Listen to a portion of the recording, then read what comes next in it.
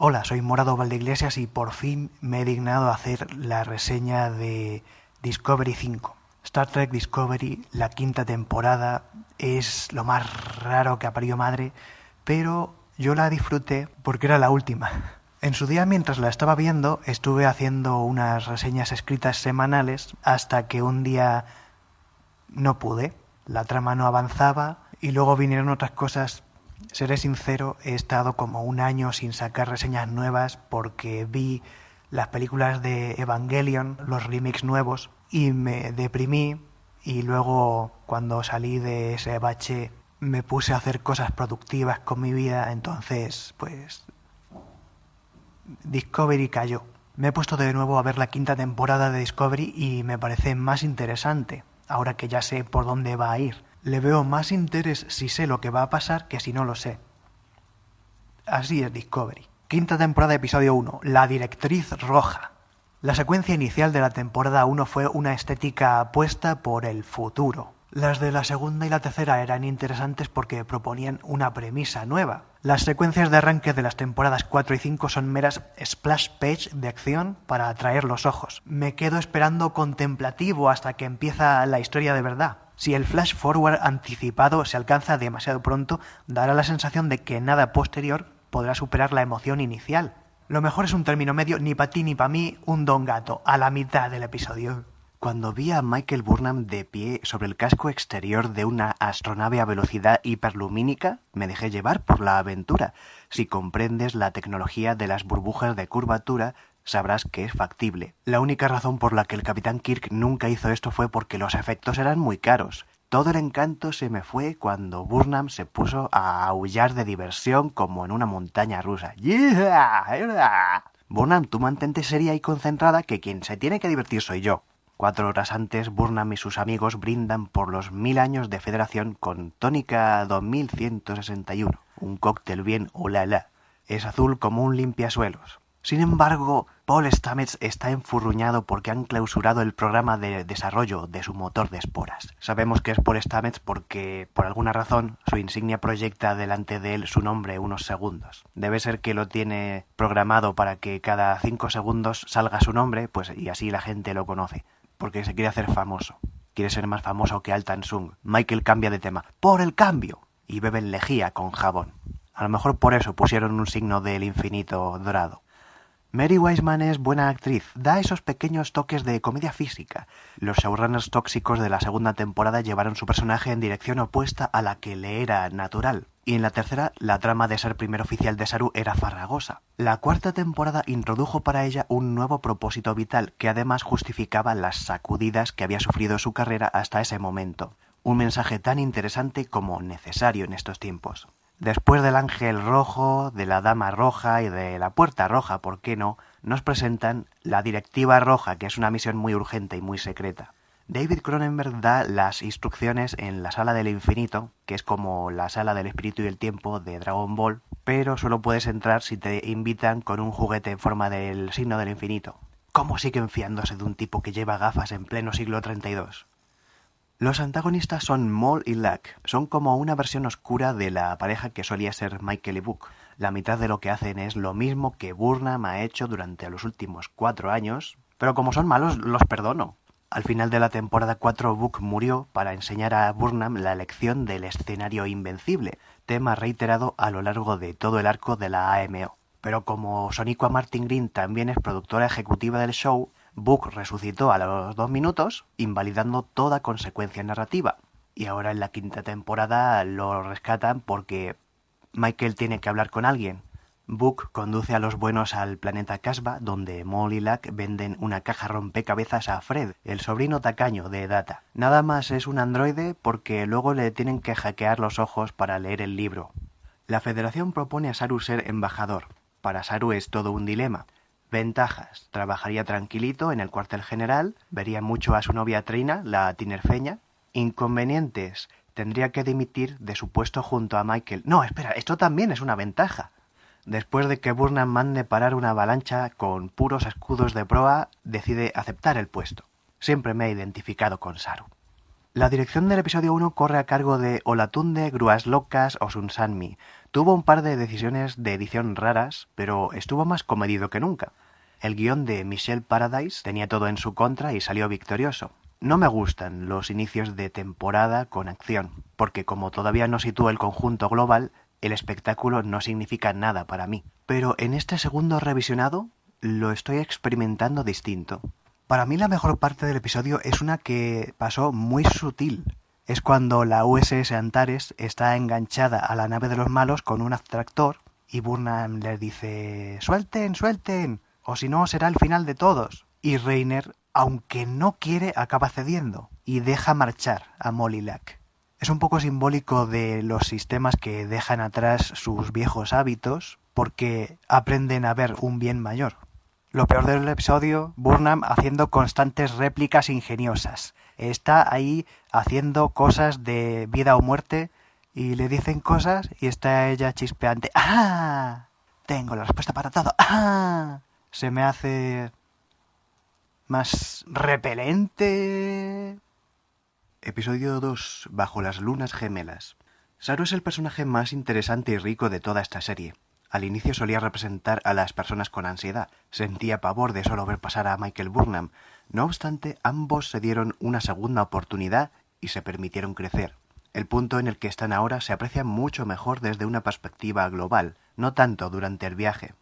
Tras el acto de soberbia de Reiner en el episodio anterior, el 2 comienza con una vista donde 3 altos mandos juzgan la responsabilidad de tal acto. En realidad son 4 jueces, pero la mayoría de los planos encuadra a 3 a lo sumo. Es un eco del motín de Michael Burnham al inicio de la serie, donde fue juzgada por 3 siluetas en la penumbra. A lo mejor Booker no es tan buena pareja para Michael. La ha estado constantemente apartando de su camino de buena capitana. Recién se le está dando bien. Lo primero que Book pensó cuando conoció a Mol y Lack fue «juegan porque son libres y se aman». Lo primero que yo pensé cuando yo vi este episodio fue que, para él, la felicidad supone raptar a Michael de su silla de mando y llevársela a negociar con individuos de mala catadura. Pero anoche pensé que lo que pasa es que esta serie se ha vuelto muy romántica y algunos no nos habíamos dado cuenta. Hicieron hacia el final de esta quinta temporada una parodia que versionaba la intro de Family Matters y aparece todo el mundo sonriendo a cámara y se les quiere. Me da la impresión de que en realidad muchas veces había estado yo juzgando mal esta serie porque no se parecía a la primera temporada. Cada vez que se ponían todos románticos y empalagosos, decía que no es el momento, que ahora estamos con una crisis de peligro y acción. Y a lo mejor simplemente lo que pasaba es que al inicio esta serie era de una manera muy estoica y a mí me gustaba, y ahora que también es romántica y también lo puedo apreciar, pero entre medias han pasado como 3 o 4 temporadas en las que estaban transicionando todo eso y no encontraban el punto justo. Hemos pasado de salado a dulce y por fin se siente dulce. ¿Es cosa mía o el doblaje de España se burla de la protagonista? Minuto 18:55, en la versión original Saru dice a Burnham «You are a force, Michael». La llamó una fuerza, una causa de impulso en los demás. En nuestro doblaje no pude evitar reírme porque le dice «Eres muy intensa, Michael». O no entendieron la intención del diálogo o ya toman a Burnham como el saco de los chistes. Pequeños detalles que Star Trek hacía mejor en 1966. Poner oficiales de seguridad en las misiones de campo. Les creería que no se llevan un solo camisa roja al planeta del peligro por el secretismo de la directiva roja. En serio, podría creérmelo, no tienen más que decirlo. Pero ya llevan 5 años que no bajan a las trampas mortales ni con un triste maco. Les perdono porque en las escenas de acción vemos al Saru gordito, que es un especialista de acción. Este episodio empieza a cerrar varios arcos de Saru y de su relación con Michael. Cuando Burnham quiere hacer como siempre y encargarse de todas las responsabilidades, él dice algo como «No, el que tiene superpiernas soy yo, tú mete el coso en el hoyo. Ahora es Action Saru». Y descifra el enigma del poema romulano. Habían dejado la llave bajo el felpudo. La música ha cambiado. Ya no suena a ráfagas incidentales prefabricadas para poner algo de fondo porque les da miedo el silencio. Ahora suena casi como las películas clásicas. No es un ambiente tan melodramático. Aquellos temas de ambiente solían ser una de las razones por las que Discovery me parecía cargante. aprendieron a replicar la música espacial a partir de Star Trek Picard. Saru dio una segunda oportunidad a Michael y ella a Rainer. Rainer es la contraparte necesaria para Burnham, el eco de su etapa amotinada. Representa a una federación que creció en carestía y a la generación de espectadores que también por ello creció sin inteligencia emocional. Burnham da representación a las minorías y Rainer encarna a los que en la vida real se referirían a Burnham como la Llorona. Incluso dice clichés de boomer. Es una galaxia libre, ya no hacen naves como esta. La dirección de Doug Arniokoski me agradó. Me acuerdo cuando en las primeras temporadas me parecía un simple imitador de Osun Sanmi, y aquí me tienes disfrutando de una aventura en un planeta verde. El episodio 3, Ginal, es lo que yo llamo un episodio parche. Discovery tiene muchos. Es una historia que no es mala, per se, pero parte de premisas nacidas de malas decisiones pasadas. Por ejemplo, el arco de Grey había finalizado en triunfo, tenía su propio cuerpo y era reconocido por su pueblo. Su relación con Adira era el motor de la acción, no el fin. Separarlos es un modo tan bueno como otro para que los guionistas y los intérpretes hagan muestra de virtuosismo, pero el planeta Trill ya lo tenemos muy visto. Me parece muy cutre que la Discovery pueda saltar a cualquier punto de la galaxia al instante y que vuelvan al planeta Trill en cada temporada. En Trill, el Dr. Culber presta su cuerpo a la conciencia de alguien que les puede dar la siguiente pista de la gincana. Habiendo visto Espacio Profundo 9, yo esperaba un Ginal psicópata. Su cara al despertar es ambigua, pero lo más conflictivo que hace es desabrocharse el uniforme. Lo que más me gustó fue la trama diplomática del embajador Saru y la presidenta Trina. Esta parejita me garantiza que cada semana tendré una escena que me haga sentir algo. No deja de ser una subtrama para aligerar el ritmo narrativo y encajar elipsis, pero te hace pensar. El mejor Star Trek es el de los episodios de hablar. En este episodio 3 lo más interesante que la capitana Burnham hace es la meditación vulcana. Se postra igual que Spock en Star Trek VI. Extrañaba estos vínculos con su hermanastro. Y tiene todo el sentido del mundo. Culturalmente, Michael es tan china como vulcana por sus años con Georgiou. Sin embargo, las disciplinas espirituales más eficaces son las que integramos en nuestra identidad durante la infancia. Burnham ordena a Rainer romper el hielo con la tripulación. Él accede a conectar con sus subalternos, pero de uno en uno, en el laboratorio, mientras hace otra cosa y en un máximo de 20 palabras. Rainer corta a Stamets cuando más entusiasmado estaba hablando de la tecnología de los progenitores, y esto le vale una regañina de Tilly, nuestra señorita cometa. Yo también hubiera cortado a Stamets. El muy loco ya estaba hablando de resucitar a los muertos. No todo el cosmismo ruso es de color de rosa. La verdad me atrapa más esta historia humana del tripulante nuevo que los monstruos voladores que lanzan proyectiles invisibles.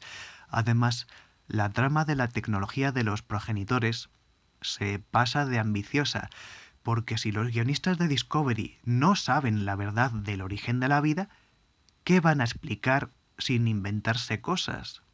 Lo mejor que van a conseguir es una versión con apariencia científica de Star Trek V. La ruptura entre Adira y Grey nos dio una escena llena de matices y mucho tacto. Los guionistas podrían haberlos llevado a una relación más abierta y moderna, pero nadie sabía si Paramount iba a cancelar la serie. Imagínate que Adira y Grey pasan a una relación poliamorosa con Mol, cancelan la serie igual y nos quedamos con las ganas de ver el poliamor con Mol. Como decía, el episodio 3 no es malo, pero si partes desde errores pasados es imposible no cometer más desaciertos. Por ejemplo, que el sabotaje de Mol entrase en la nave como un bicho que portó a Adira después de tocar a una persona desconocida. No se dieron cuenta de las implicaciones simbólicas. Es como si un amante casual hubiera pegado a Adira una infección justo después de que Grey le dejó. Pues esos dos no estaban tan bien. Star Trek Discovery, quinta temporada, episodio 4, Face the Strange, o sea, cara de extraño. No, enfréntate a lo desconocido. Esta serie siempre me hace lo mismo. En cuanto pienso que ya no me gusta, saca un episodio que me encanta. Y tengo que decirle a la gente, oye, que de verdad, quédate, porque tienen cosas buenas. El lema del 4 ya se apuntó en el episodio 3. Conectarse no es una habilidad, es una elección. Para mí sí es una habilidad.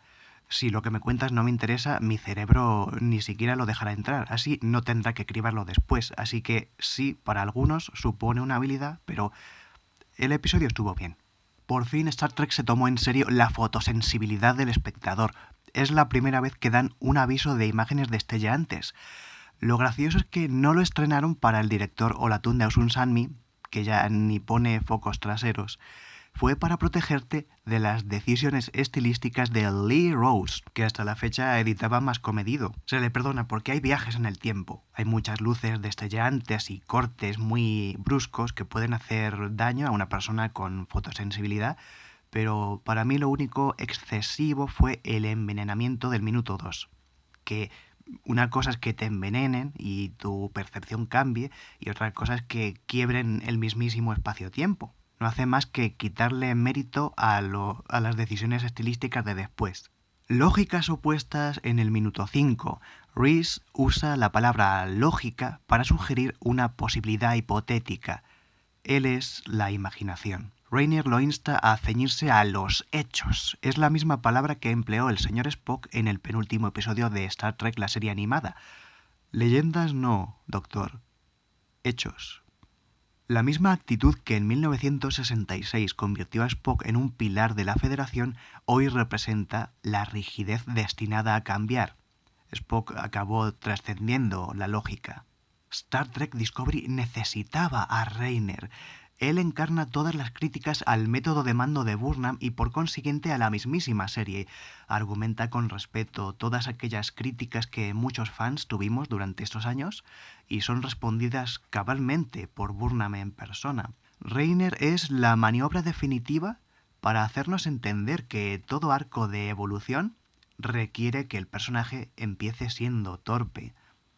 Y sobre todo que no podemos culpar a Michael de los pésimos guiones del pasado. El bicho que pegaron a Adira durante el permiso, en serio, suena fatal. Hace que la Discovery dé saltos en el tiempo. Por una coincidencia que no me importa creerme, la capitana y su segundo son los únicos conscientes de los saltos. Y Stamets también, porque el mundo necesita reír. Face the Strange recicla la fórmula de Magic to make the sanest man go mad. La diferencia radica en que el episodio 1.7 fue un día de la marmota, mientras que el 5.4 cuenta con un bagaje de 5 temporadas. El conflicto se soluciona a 3 bandas. 1. Factor de ciencia ficción. No sé qué de la velocidad hiperlumínica que estalla la burbuja de curvatura para sobrepasar la relatividad física. Genial, lo explican sencillito para que parezca magia. Este aspecto tan trekkie había sido apartado por los guionistas de Discovery durante buena parte de estos años. Quitando la tecnología, esta serie no se diferenciaba de una comedia laboral que daba más risa cuando no se esforzaban en hacer chistes. 2. Factor de sacrificio personal. Imagina que tienes que agarrar algo de tu habitación y aparece tu expareja. Pero no de cualquier manera, no. Tu expareja recién salida al gimnasio, con todos los músculos tonificados y en una época en la que todavía estaba contigo. Que Michael no agarre a Book y aplaste a la gata sañuda dice mucho de su autodisciplina. Y tercero, por amor. Michael confía en cada miembro de su tripulación. Airiam también estaba vinculada a sus compañeros. Rainier prestó atención a las 20 palabras de Rhys y sobre todo la Michael antigua decide apostar por su propia valía.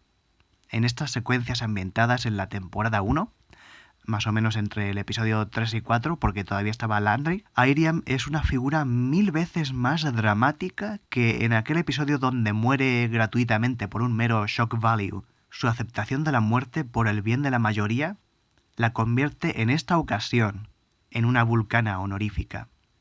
La pelea de Burnham contra Burnham es emocionante, ilustra a la perfección cómo aquella amotinada a medio cristalizar ya no es la misma persona que la capitana que escucha y guía a su puente. Me vi animando a la del futuro como si fuera Ultraman. ¡Vamos, Michael! La edición está cuidada, no se nota la doble, los contraplanos duran la medida justa. Además me gusta que la Michael, la evolucionada, se defiende con mano izquierda. Es como ¡fuas, fuas, fuas! Me resbalas. Por último, lo que hace que este episodio sea para mí tan bueno es que el discurso típico el sermón de las conclusiones finales, no se eterniza con música solemne y que el último plano se corta antes de que Michael diga "Let's fly". Y por último, creo que soy bastante insistente en mi idea de que Booker se tenía que haber quedado muerto en el final de la temporada 4, pero es que es verdad. Se tenía que haber quedado muerto para que Michael aprendiese la lección del escenario invencible.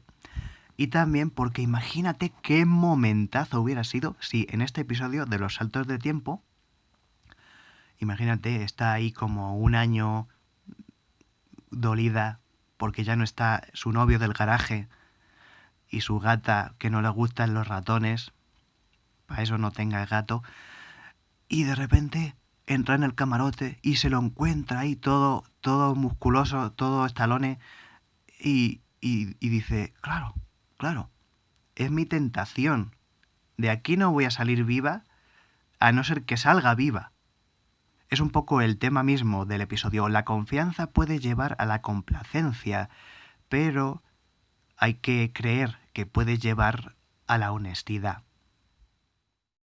Y después del episodio de Star Trek Discovery que más me ha gustado desde hace años, viene la cosa más insulsa que ha parido madre.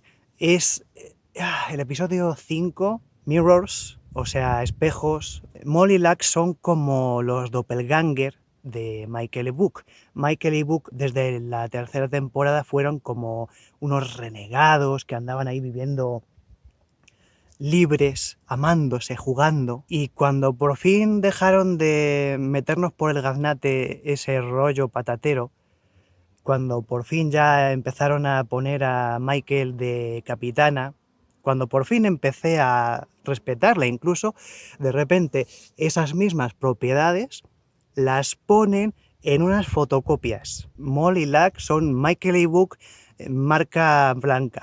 Además, le han metido el efecto Stranger Things, están todas las luces parpadeando, que uno podría decir, ordenador, haz que se apaguen todas las luces, excepto las que no están averiadas, ni por esas. A mí me parece bastante comprensible que se metan en una nave que es la doble de la Enterprise, porque yo haría lo mismo para ahorrar decorados. Pero es que yo ya había comprendido esta analogía. Yo ya había comprendido que Molly y Lux son como los dobles de cómo solían ser Michael y Book. No hace falta que me lo restreguen por la cara. Es como si desde que se metieron los guionistas que están ahora hubieran pensado, ¡qué guay!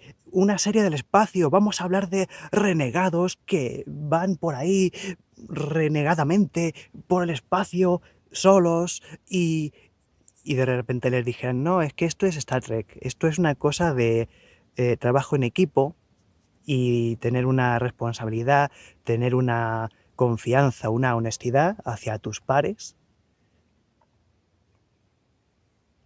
Bueno, pero llegan unos malos que son libres y juegan y se aman. Los Brin.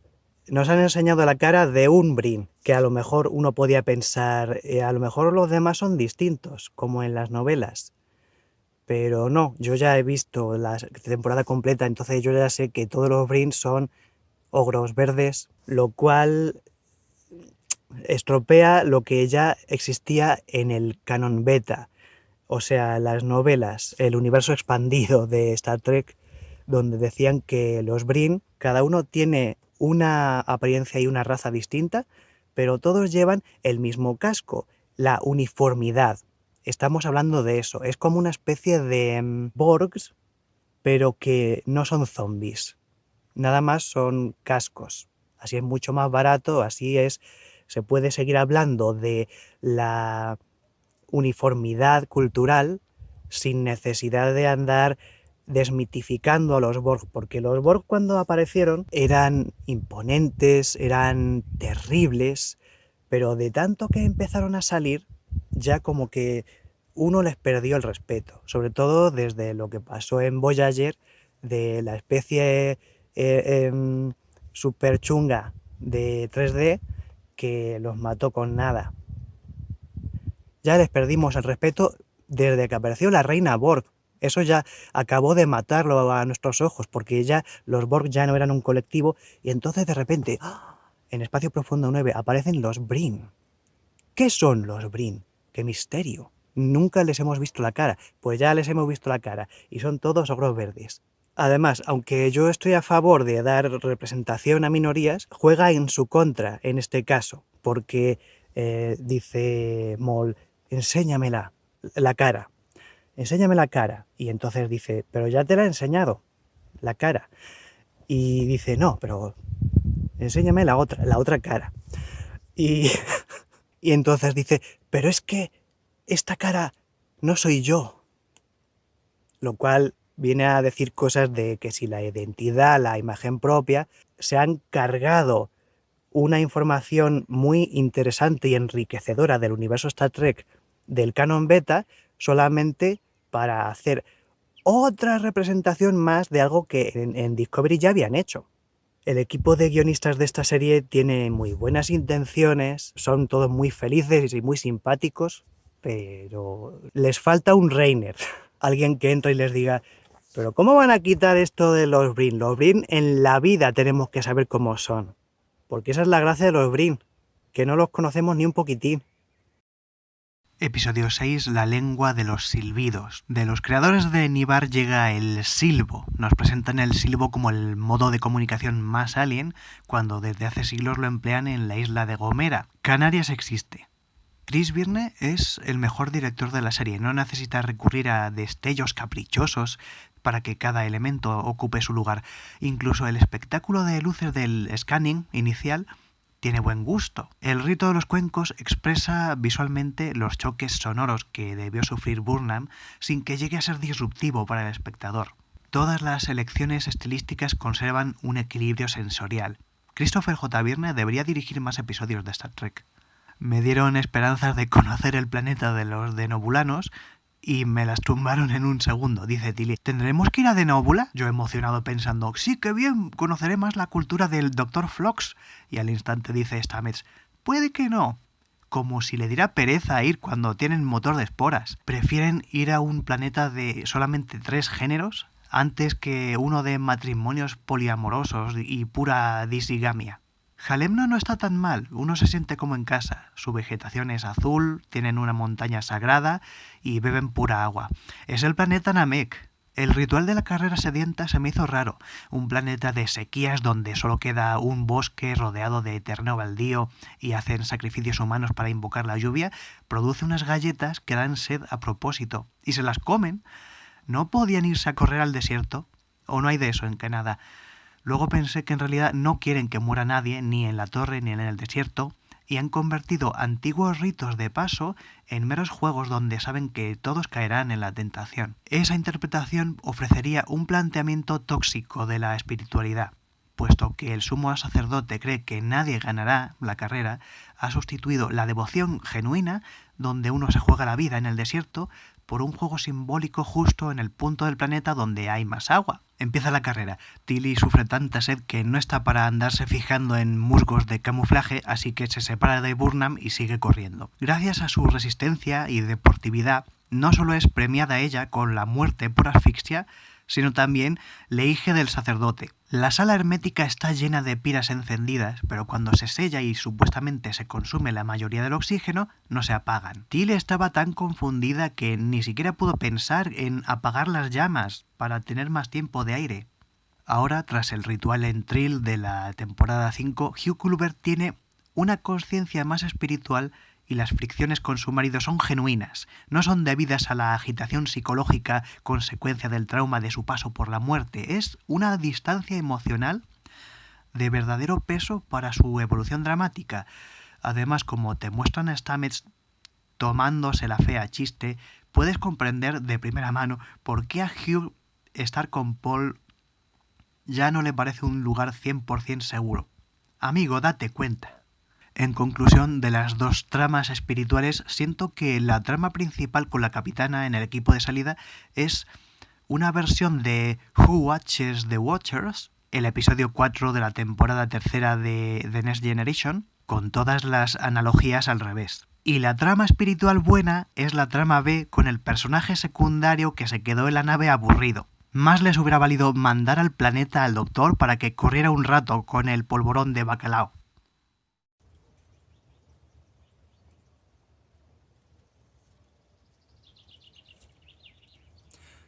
¿El episodio 7 no va a seguir hablando de lo de Culber? Estaba interesante eso de la espiritualidad. Van a dejarlo en plan, te lo quedas para ti. Si no pasa nada, si te lo quedas para ti. No todo tienes que compartirlo con la gente. Porque se me hace una forma muy, ¿cómo decirlo? No sé si decir hipócrita o diplomática. De acallar las pulsiones espirituales. Le dicen primero al señor de Halem de Namek que, bueno, que esa torre sea alienígena no quiere decir que no existan los dioses, pero te está diciendo que no existe. Te está diciendo que tienes que cimentar el significado que le pones a tus mitos y darles otro significado más adecuado a tu estadio actual de evolución. Y con Culber dicen lo contrario. Con Culber le dicen, bueno, está bien, te vamos a seguir queriendo. Es un rollo el episodio 7 porque han puesto de protagonistas a Maul y Lack y no me interesan lo más mínimo. Los Brin tampoco me interesan porque son los de 800 años después y como además ahora se quitan el casco, ya no tienen ningún tipo de misterio. Así que creo que ya sé por qué a partir de este episodio, hace un año, dejé de andar reseñando, porque aquí ya no es interesante. Lo que sucede con los guionistas de Discovery es que tienen una idea, una trama horizontal y la dividen en X partes. En este caso, en el caso de la temporada 5 de Discovery, en 10 partes. Y cuando una cosa no les cuadra, dicen, pues vamos a andar cambiando de sitio esto. Entonces, pues en lugar de terminar que el siguiente, que el episodio 7 fuese el 8 y luego 8, 9, 10 y terminas con 3 episodios Brin, en lugar de eso han hecho una especie de impasse de vamos a dejarlo aquí de momento, una excusa para retomar los Brin dentro de 2 semanas, y entonces lo estoy disfrutando muy poco porque siento que los episodios impares son malísimos y que los episodios pares me enloquecen, me encantan. El episodio 8 es uno de los mejores para mí, qué casualidad. El anterior par también era de mis favoritos, pero van como metiendo entre medias lo de Lucky Maul, que no me interesa en la vida, y entonces es como que, ¿por qué me meten esta cuña en medio? Ñe. Bueno, ahora toca el episodio de la biblioteca. ¡Yeah! Episodio 8. Laberintos o Michael va a la biblioteca. Me pareció tan entretenido como el 4, esta vez cambiando saltos en el tiempo por una visualización mental. Al fin y al cabo, aunque Star Trek es un viaje por el espacio y por el tiempo, en el fondo siempre ha sido una exploración de la propia psique colectiva. A pesar de algunas inconsistencias, sus virtudes son más sobresalientes. Y además todo sucede en una biblioteca. La escena inicial de las tropas Brin tiene unos efectos visuales espectaculares. Cientos de soldados se mueven al unísono a la par que la cámara vuela de una plataforma a otra. Estoy seguro de que estarán interpretados por 3 o 4 actores aprovechando que todos los enemigos llevan casco y precisamente por eso me asombró tanto. Sabía que el teniente Arisar iba a aliarse con Maul. Me fijé en él en los créditos del episodio anterior porque el actor se llama Dorian Gray. No me podía tomar en serio al jefazo Brin porque la palabra primarca me suena a tienda de ropa. Tampoco podía tomarme en serio a Booker cuando la capitana Burnham le dice que le acompaña al archivo y él responde que sigue enfurruñado por lo del episodio anterior. Por suerte había escuchado a Gallo decir «¡Me cago en la leche!». Después de eso, uno tiene que relajarse y dejarse llevar. Me hubiera gustado que las tierras yermas de esta serie se parecieran más a las que se elaboraban con los efectos visuales de los años 90. No hablo de texturas, hablo de dinámicas de movimiento de cuerpos. Más remolinos estructurados y menos fuego aleatorio. Discovery no puede jugar a la nostalgia de Voyager y Deep Space Nine si nos dicen que van a atravesar las tierras yermas y luego se parecen más a la parcela espinosa o bancal del Brezo que vimos en Star Trek Insurrección. El agón entre Michael y el librero me pareció intenso porque el director, Emmanuel Osei Kufur, permitió lo que siempre he echado en falta en Discovery: silencios. El silencio de la conversación en la penumbra nos permitió gozar de las pausas dramáticas de Martin Green y Ayala. Sus emociones fluían sin que la música los forzara sobre nosotros. ¿Deberían reeditar toda la serie, quitando esa música omnipresente que ha convertido la mayoría de los duelos actorales en dramones de telenovela barata? Esta última prueba marca el final del arco dramático de Michael Burnham. Ella era una huérfana que necesitaba expresar un torbellino de sentimientos. No obstante, fue adoptada por vulcanos y creció atenuando todo lo que sentía. Cuando en la batalla de las estrellas binarias temió el conflicto con los Klingon, saltó de su celda en más de un sentido.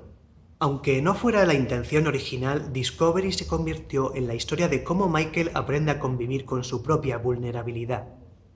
Por último, siempre me fascinan los usos creativos del motor de esporas. En lo álgido de la batalla, los protagonistas emplean el modo mágico de trasladar la nave para crear la ilusión de que ha sido destruida. Y lo más emocionante es que casi es verdad. Al llegar al punto de salida de la red micelial, varias cubiertas de la Discovery están hechas polvo. ¿Lograrán reparar los motores antes de que los Brin alcancen el lugar donde espera la ansiada tecnología de los progenitores?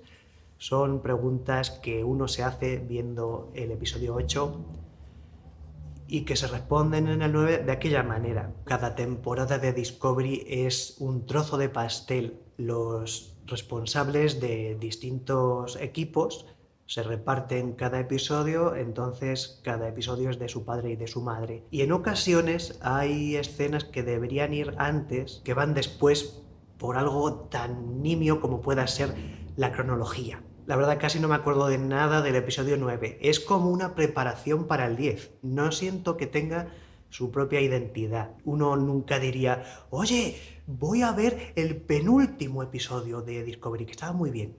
En todas las temporadas, cuando empieza a llegar la recta final, ya sabes que los dos últimos se disfrutan mejor si los ves seguidos. De hecho, me he dado cuenta de que a lo largo de toda esta serie, mis únicos episodios favoritos son los que no tienen nada que ver con la trama horizontal. Esos episodios de aventura puntual, autoconclusiva. Por sí sola, sin contexto, no es mala serie, pero dentro del contexto de que sea una serie de Star Trek, creo que es mala.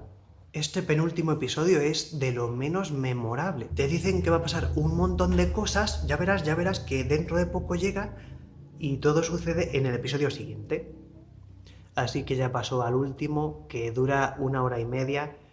O sea que es como en total 3 episodios, no, 4, porque está el de antes de la biblioteca, que lo corrieron al principio para rellenar. Entonces al final te encuentras con que en media temporada se la pasan con los mismos malos, la misma batalla casi. Si te gusta, perfecto, te lo vas a pasar estupendamente, pero como no te guste esa trama horizontal de temporada, va a ser aburridísimo para ti porque no se acaba y no se acaba.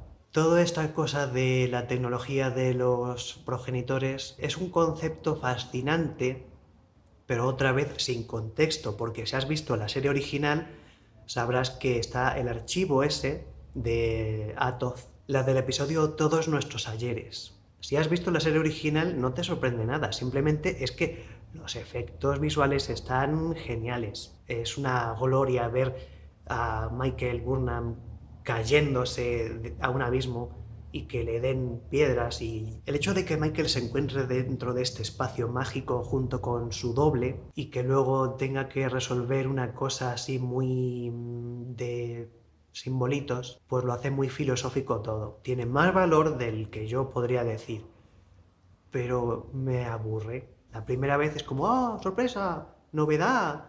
La segunda vez es como, sí, si ya me hago cargo. Y eso de que la tecnología de los progenitores la acaben tirando a un hoyo tiene mucho sentido dentro de la producción porque como los guionistas de Discovery no saben cómo es esto de la vida y es normal que no puedan llevar a la Federación a un paso más allá de lo que su conciencia puede ver. Queda cutre.